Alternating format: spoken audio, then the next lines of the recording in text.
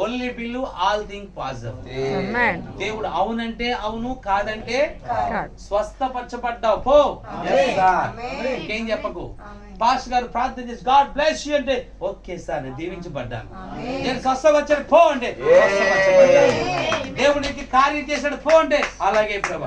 దేవుడు సేవకుడు ఏది పలికాడో అది పలికిన మాట నీ హృదయంలో నమ్మితే ఒక దినాన్ని కార్యంగా చూస్తాను.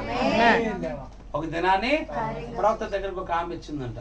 ఆమె వచ్చి ప్రార్థన చేయించుకుందంట. ప్రార్థన చేయించుకున్న తర్వాత ఇంటికి వెళ్ళిపోయిందంట. ఇంటికి వెళ్ళిపోయిన తర్వాత ఆ స్నేహితురాలు అందంట, నువ్వు వెళ్ళావు ప్రార్థన చేసుకున్నావు, నీ ఒంటి మీద చూస్తే రోగం తగ్గలేదు, నువ్వు ఎలాగా నమ్మేవు అంటుంటే ఆమె అన్నదంట, చూడండి సిస్టర్, నా ఒంటి మీద రోగం పోలేదని నువ్వు అనుకుంటున్నావు, పోయిందని నేను అనుకుంటున్నానని.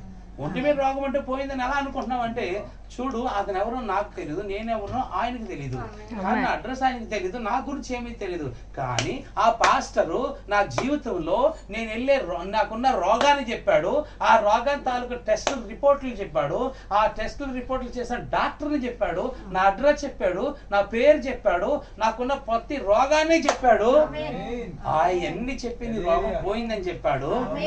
ఇవన్నీ చెప్పిన వాడు నోటంటే వచ్చిన రోగం పోయిందన్న మాట నేను నమ్ముతున్నాను, అది నమ్ముతున్నాను, అది పోద్దని నమ్ముతున్నాను అని అవతల వ్యక్తికి చెప్పిన వెంటనే ఒంటి మీద ఉన్న రోగం స్పాట్ లో పోయి స్వస్థత వచ్చేసి